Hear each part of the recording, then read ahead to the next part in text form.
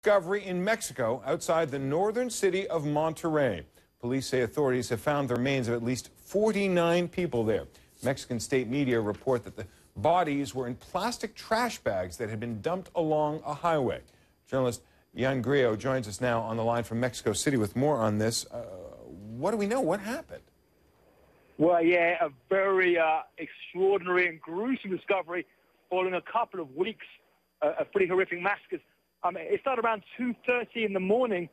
The local emergency authorities got some phone calls about some disturbance on a road, on a major highway from Monterrey, Mexico's big industrial city, to the U.S. border. Now, when they went down to the road, they saw this enormous pile of black garbage bags and the cut-up remains of the victims inside. The military, the federal police all turned up there. And it took a while to count and identify the number of bodies. I mean, counting 49 bodies, and sometimes the corpses are very heavily mutilated.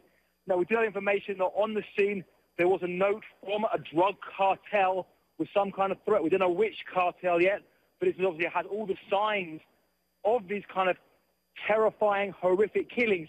This, however, sets a new record. I mean, we've seen 25 bodies, 35 bodies, but 49 sets a new record for these kind of crimes.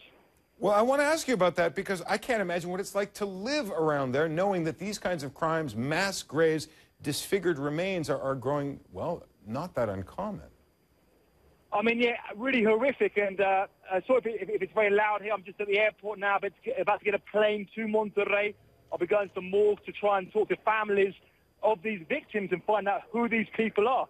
Because one very worrying thing is, although they say these are just bad guys killing bad guys, it's very hard to know. Now, there was a similar massacre to this just a few days ago outside the city of Guadalajara. In that case, they started to identify some victims, and I found among them a 20-year-old student and a waiter who was going to go off to his shift to wait in a restaurant and was kidnapped and next turned up in one of these scenes. So sometimes, you worry that the drug cartels could be just picking up innocent victims and using them to make a point. And that's a big concern. Now, you say what it's like to live in these communities. I mean, these communities, it's very hard psychologically on people. I mean, just trying to get by the day-to-day, picking up your kid from school and this kind of thing, caring about your family with these kind of terrifying actions happening. Jan Grillo on the line for us from Mexico City.